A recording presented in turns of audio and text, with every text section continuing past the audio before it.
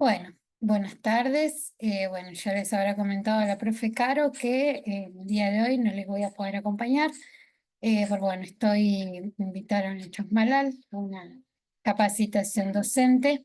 Así es que bueno, por esto, cuando escuchen esta clase voy a estar ya en viaje, sí, en viaje, o de ida o de vuelta, pero bueno, en viaje, en fin.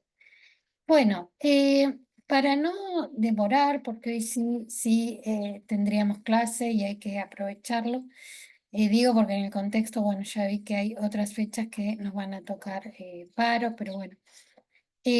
Para aprovechar hoy el día de clase, me gustaría dejarles nada, una introducción del texto que sigue, del autor que sigue, que es Marx. Bueno, es uno de los autores que a mí más me gusta también.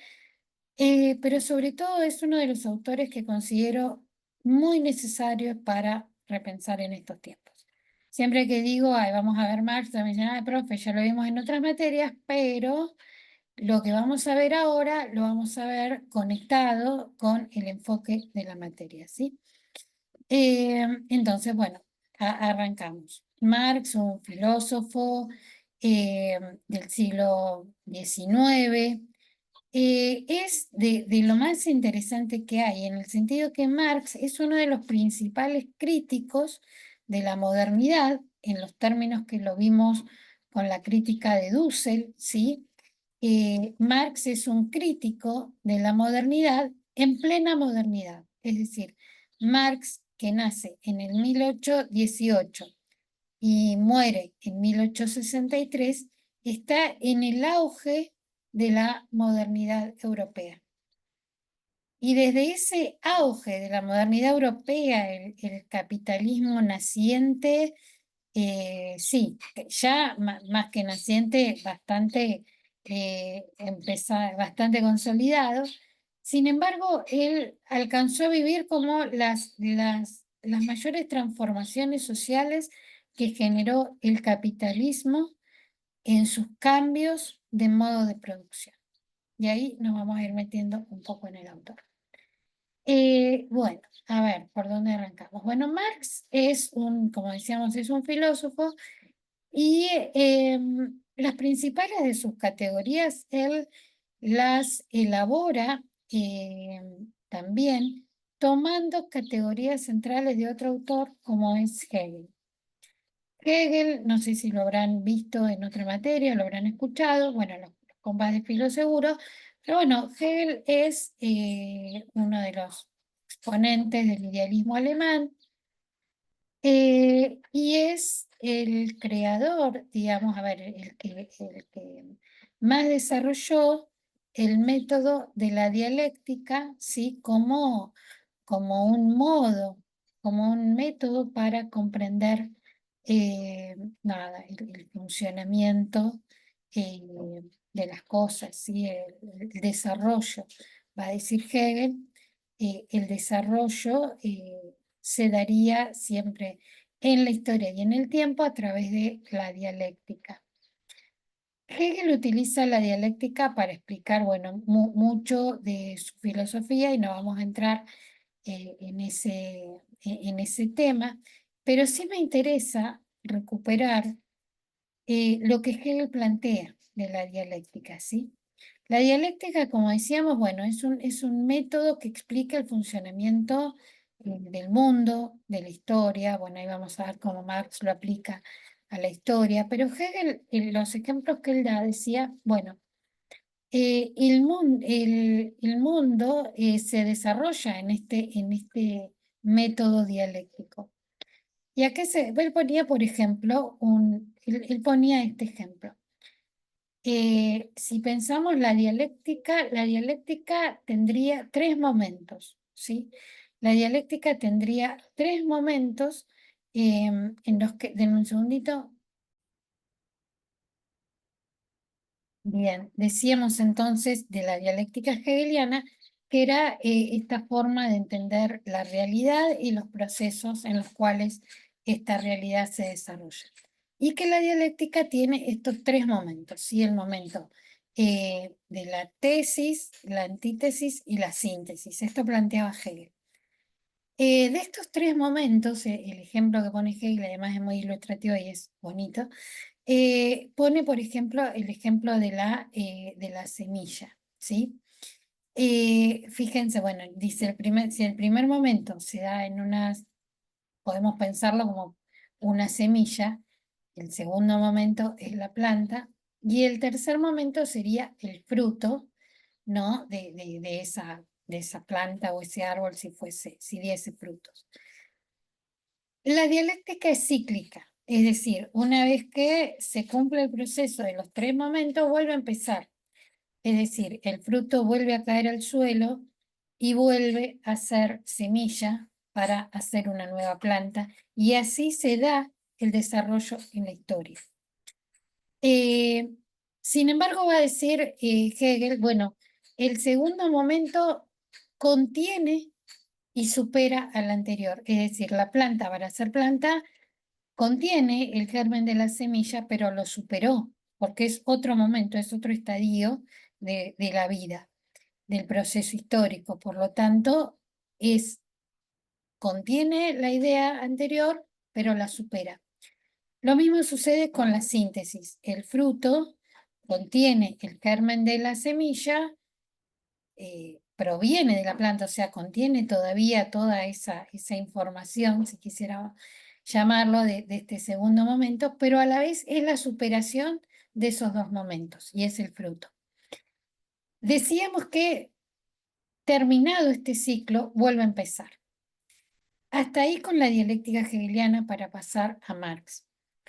Marx toma estas categorías de análisis de la realidad hegelianas, que es la dialéctica, para explicar el desarrollo de la historia, ¿sí? Si bien Hegel lo aplicó a la religión, al conocimiento, inclusive a la política, Marx lo va a aplicar a la historia, ¿sí? Y ahí es donde crea digamos, la corriente filosófica del materialismo histórico, porque aplica la dialéctica hegeliana al desarrollo de la historia. Y lo va a pensar de la siguiente manera, es decir, la historia, va a decir Marx, la historia es la historia de la lucha de clases, ¿no? En los textos que ustedes tienen para leer aparece esta frase. ¿Qué está diciendo Marx con esta clase? Bueno, piensen en esta frase aplicada en el método hegeliano, en el sentido que la lucha de clases para Marx es la que da origen a las nuevas sociedades. Una clase social contra otra clase social siempre dio por origen una nueva sociedad. Pero no es que esto se da así bueno, una clase social lucha contra la otra, no. Marx va a decir, esto se da en un desarrollo económico de la historia, es decir, lo que se modifica cuando dos clases sociales están en pugna y nace un nuevo orden, ay, se me fue la idea, era, bueno, es las clases sociales, ya está, son los modos de producción. Es decir, lo que da el cambio de una sociedad a otra son las formas en que las sociedades organizan su modo de producción económica. Entonces va a decir, bueno, a ver, cuando cambió, no sé, un determinado modo de producción, bueno, nació el feudalismo, bueno, luego del feudalismo nace el capitalismo. Es decir, lo que van cambiando son los modos de producción, ¿sí? Eh, por lo tanto, Marx se va a centrar en el análisis del modo de producción económico capitalista, ¿sí? Para a partir de ahí empezar a investigar, a profundizar, primero lo que él estaba viviendo, pero segundo, se va a poner a analizar, bueno, ¿qué sucedería también de seguir el capitalismo con con la rapidez y el desarrollo que estaba teniendo, digamos, en el tiempo que él estaba vivo, ¿no? Que él estaba viviendo.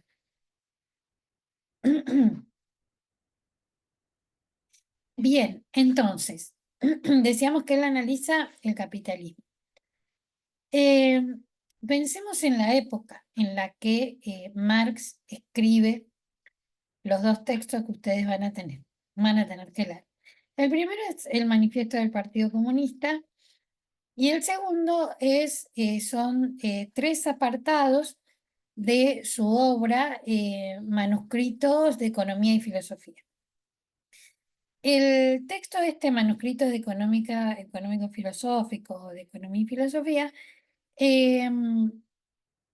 es de los primeros escritos de Marx cuando él era sobre todo filósofo. Y digo sobre todo porque Marx era de los filósofos a la antigua, ¿no? De estos que eran filósofos, eran economistas, eran politólogos, eran historiadores, bueno, tenían, ¿no? Como estas múltiples facetas, y en todas eran brillantes. Y bueno, Marx tuvo después su fuerte en lo económico, su fuerte en lo político. Por lo tanto, este texto es de, la, de sus textos filosóficos. Bien, entonces lo que Marx va a decir, va a estar queriendo decir cuando dice la historia es la historia de la lucha de clases desde su momento histórico. Pensemos también lo que implica pensar situadamente, ¿no? Marx habla desde su contexto capitalista. Por eso, bueno, hay también algunas críticas que le hacen, bueno, esto no se dio, no sé, pero bueno, él analizaba su contexto y desde ese lugar es absolutamente válidas todas sus impresiones respecto del estado de situación del capitalismo por esa época. Bueno, decíamos que la historia de la lucha de clases, Marx está pensando en la historia del proletariado y la historia de la clase burguesa, ¿sí? Estábamos hablando de los dos textos que ustedes tienen para leer, del manifiesto del Partido Comunista y de los manuscritos. Bueno, detalle para contarles que el manifiesto del Partido Comunista eh, es un panfleto político, ¿sí? El Partido Comunista se lo pide a Marx que lo realice y Marx tarda una noche en escribirlo.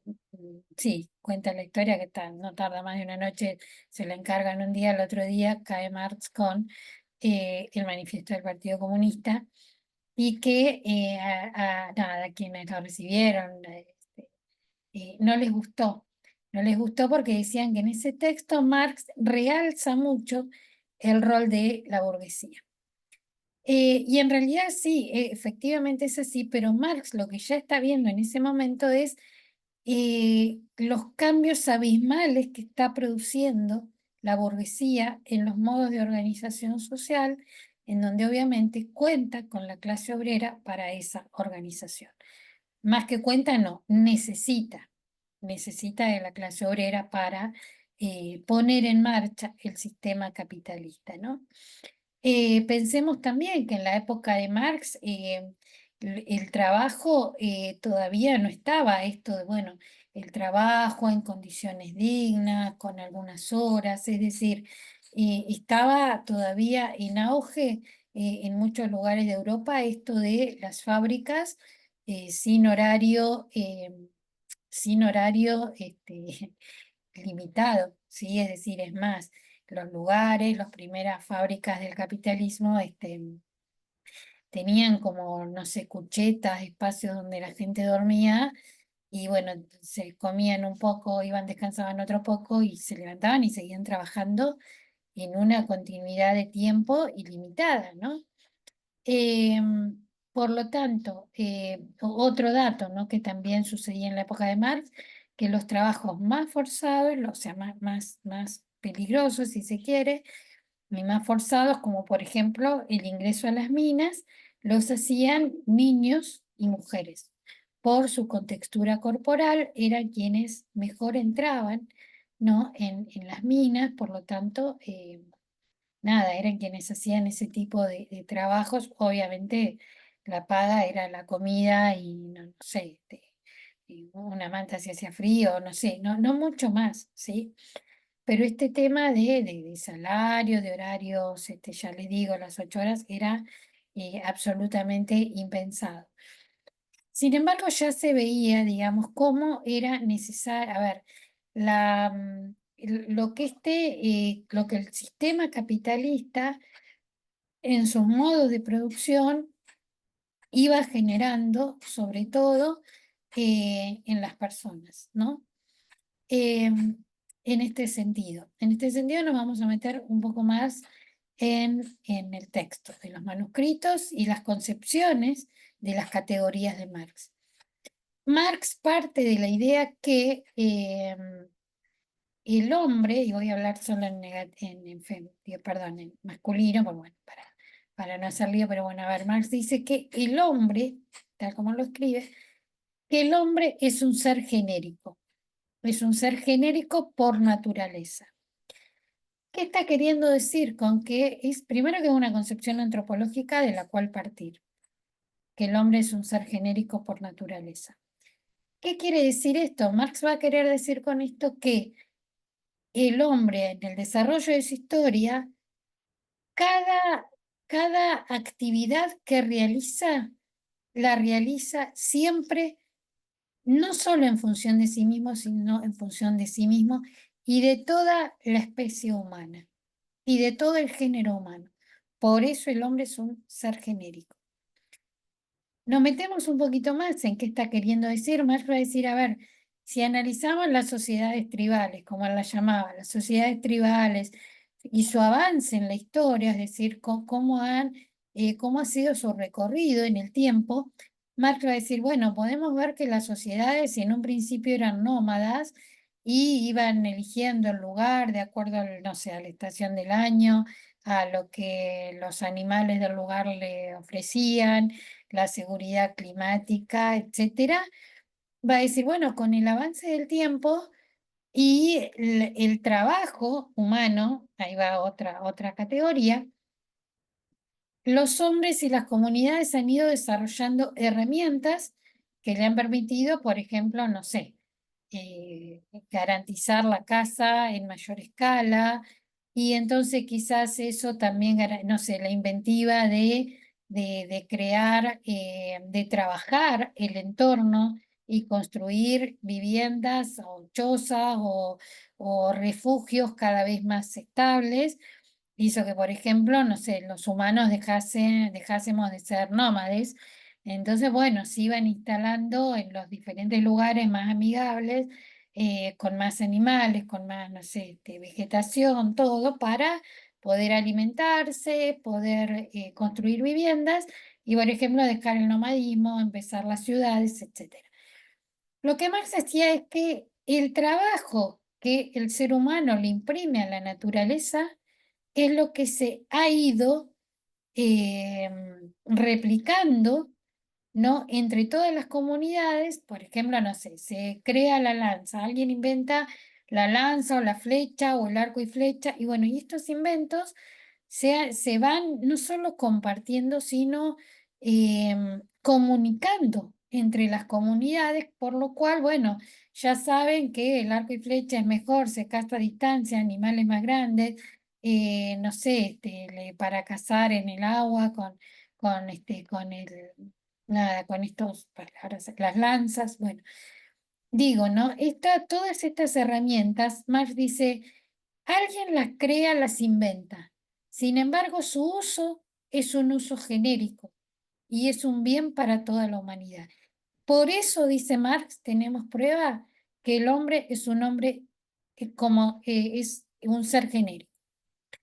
Fíjense que con estas simples líneas que están en los manuscritos de filosofía, Marx le está peleando a todo el liberalismo económico y político de la época, en donde ya, por ejemplo, un Adam Smith, un David Ricardo, etcétera, desde el liberalismo político ya planteaban que el hombre es un hombre egoísta por naturaleza. Pensemos en Hobbes, ¿no? Y esto que habíamos visto en clases anteriores que Dussel también le rebatía. Bueno, Hobbes dice el hombre es el lobo del hombre. Dussel va a decir, no, a ver, ninguna especie se mata entre sí. Y Marx acá lo está fortaleciendo. No solo no nos matamos las mismas especies, ¿no? Por lo menos las animales no racionales, no sé, como el lobo, el ejemplo que Hobbes usaba. Digo, no solo las especies no se matan entre sí, sino que se colaboran entre sí. Marx lo que está diciendo con esta afirmación de que el hombre es un ser genérico, está diciendo los humanos nos hemos colaborado entre sí desde el momento uno en el que habitamos la Tierra. Hay prueba de esto, ¿no? A lo largo del desarrollo humano en la historia, y esto prueba que el hombre es un ser genérico. Entonces, fíjense, ¿no? Esta pugna entre las posturas del liberalismo y las posturas como las de Marx, lo que bien podríamos decir es que tenemos argumentos, al menos argumentos, Marx va a decir tenemos pruebas, tenemos, bueno, los liberales también, pero digo, tenemos argumentos y pruebas desde ambos lugares para sostener que somos egoístas por naturaleza y nos matamos entre sí y el otro es una competencia, como para decir lo contrario, que es lo que dice Marx, que somos por naturaleza seres genéricos, colaborativos desde el momento uno de la historia entre sí. Entonces por eso decimos, bueno, ¿dónde posicionarlos? Bueno, también es una decisión ético-política, ¿no? Pensémoslo también en la docencia, ¿no? Digo esto, qué lado uno va a postular o al menos hacer conocer?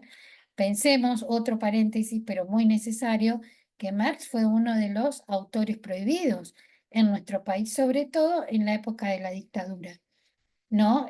Justamente en donde tener un libro de Marx, o no sé, o decir que reconocerle como marxista era ya motivo suficiente para la desaparición, es decir, el asesinato por parte de los militares, ¿no?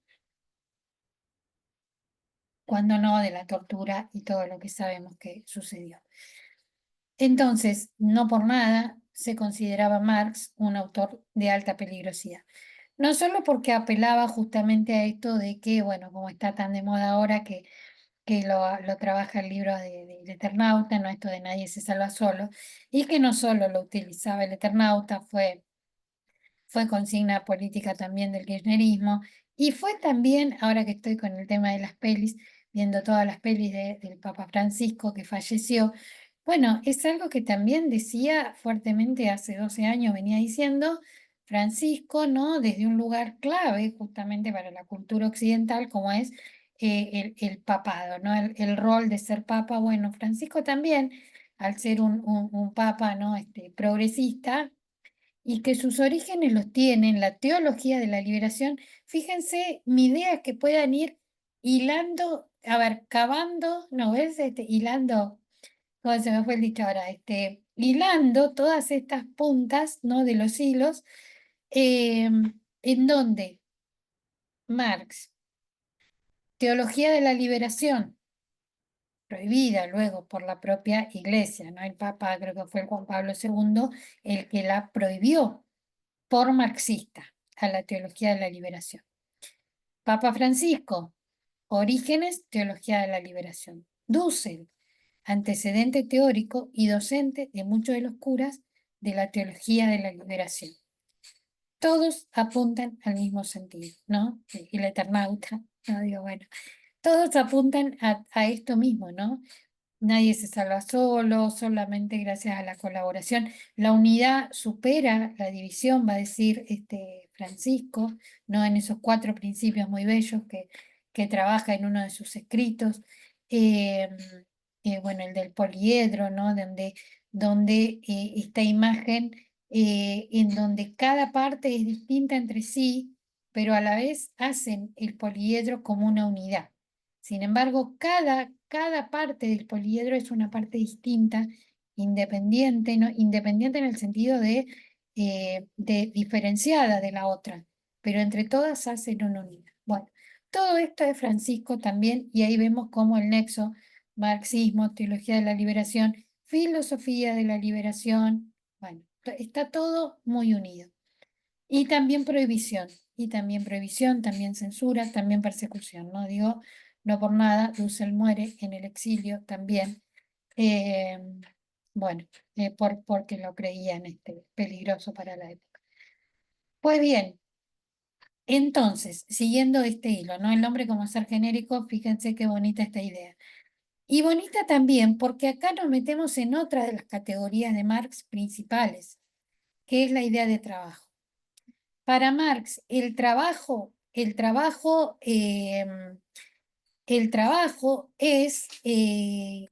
la principal característica humana. Es decir, para Marx, lo que nos diferencia de la especie animal no es la razón, es nuestra capacidad de trabajar. Y de trabajar en el sentido que Marx entiende trabajar, que para Marx el trabajo es lo que transforma nuestro entorno. El trabajo es lo que transforma la naturaleza. Pensemos que Marx está pensando que trabajo es, no sé, la invención del arco y la flecha, la invención de la lanza, es decir, cómo con un palo raspar hacemos la punta, es decir, transformamos la naturaleza pero hacemos una herramienta. Y esa herramienta nos sirve como ser genérico, es decir, sirve para toda la humanidad. El trabajo es lo que transforma la naturaleza, por ejemplo, a través de la construcción de una vivienda, ¿no? Transforma la naturaleza en beneficio humano.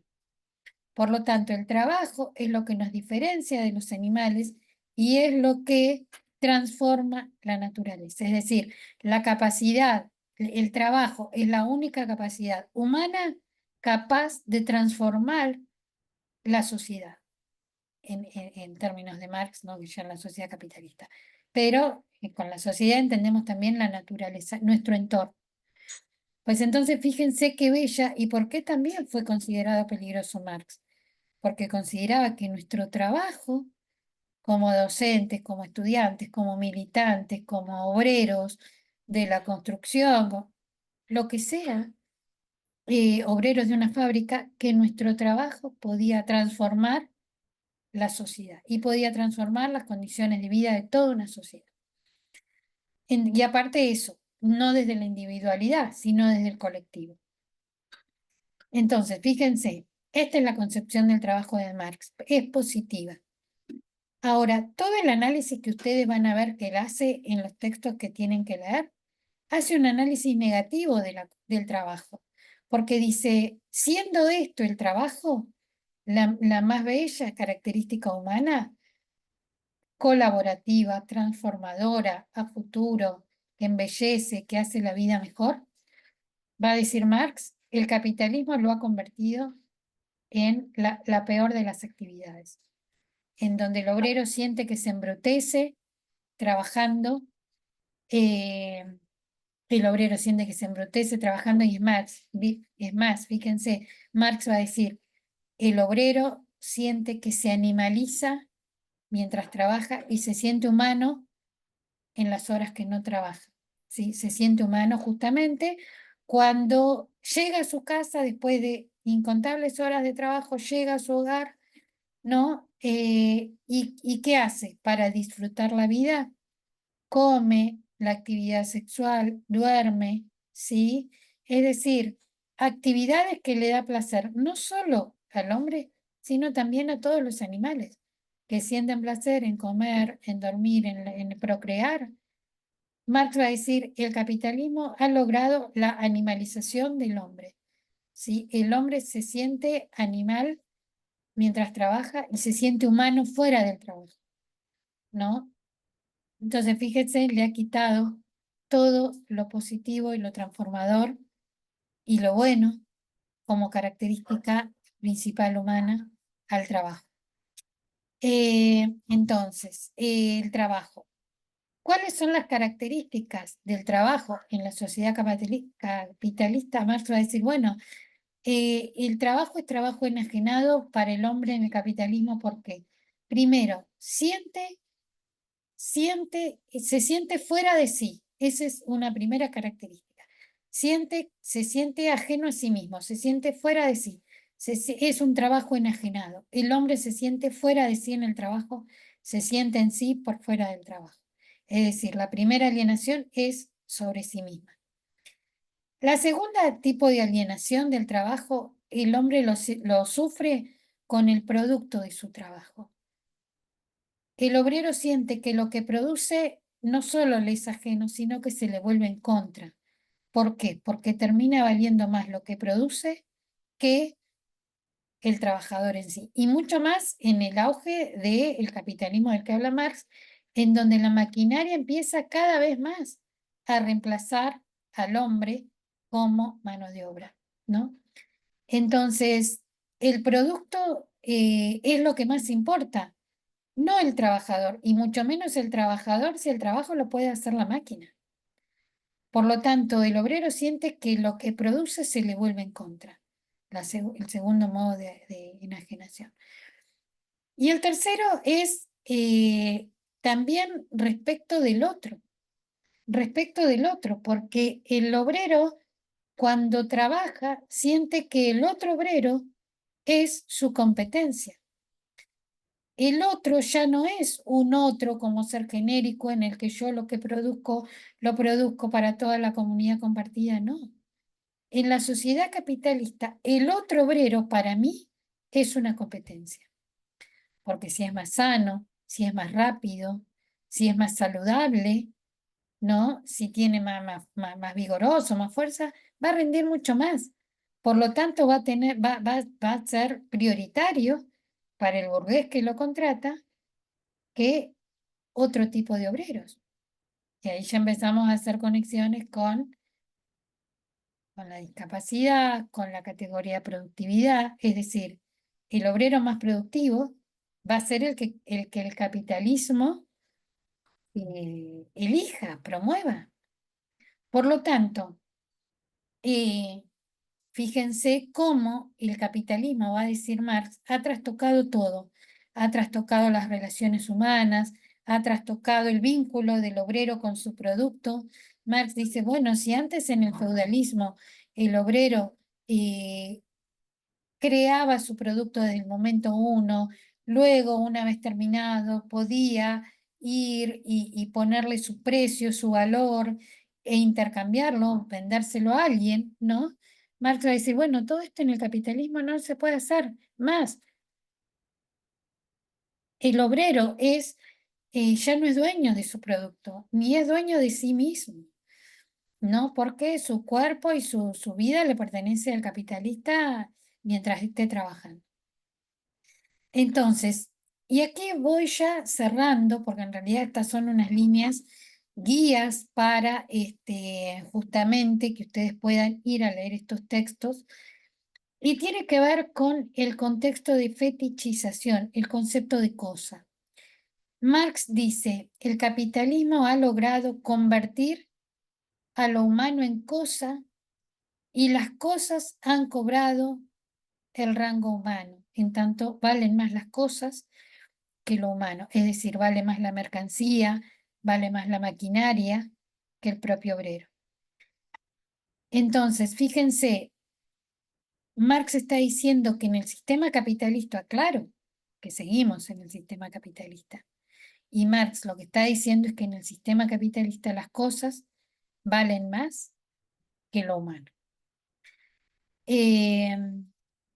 Entonces, el nexo que yo quiero que hagan, porque veníamos viendo un autor como Levinas, el nexo que yo quiero que ustedes hagan es que si Levinas planteaba que es un acto no ético convertir al otro en cosa, no, en tema, convertir al otro en tema, va a decir Levinas, hablar del otro, retomando Scliar, como si el otro no estuviera ahí. Bueno, no es otra la pregunta de Scliar, pero bueno, ¿no? Hablar del otro como si el otro no existiera, no estuviese ahí detrás de su rostro, va a decir Levinas, es un acto no ético, ¿sí? Hacer del otro mi tema es un acto no ético. Pues bien, ahí punto seguido, Marx va a decir, tratar al otro como cosa es lo que hace el capitalismo, ¿sí? En donde valen más las cosas que las personas.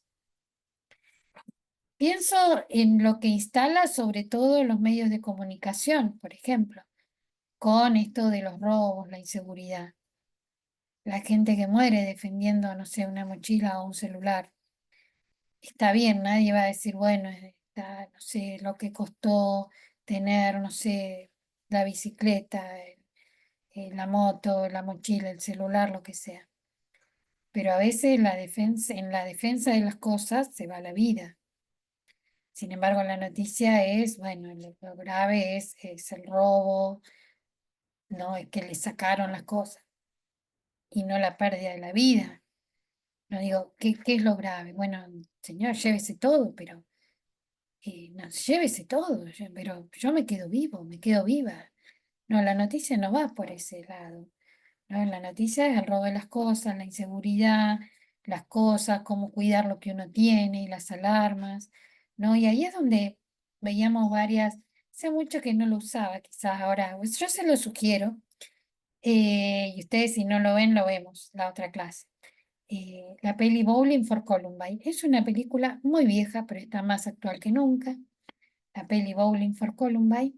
Y bueno, y hay otro fragmento que también seguramente vamos a ver en la cursada, que es de la peli Los Educadores.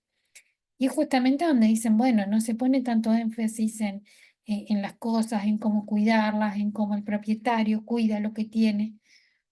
Que bueno, que es lo contrario a una concepción de ser genérico. Entonces, yo les pido que ustedes lean a Marx, pero lo lean a Marx para tratar de dimensionar todo lo que Marx nos está diciendo para los tiempos que corren. ¿Sí? Y esas son las pistas de lectura de este autor para que ustedes lo lean. Bueno, esto sería todo por ahora y bueno, nos vemos el jueves que viene.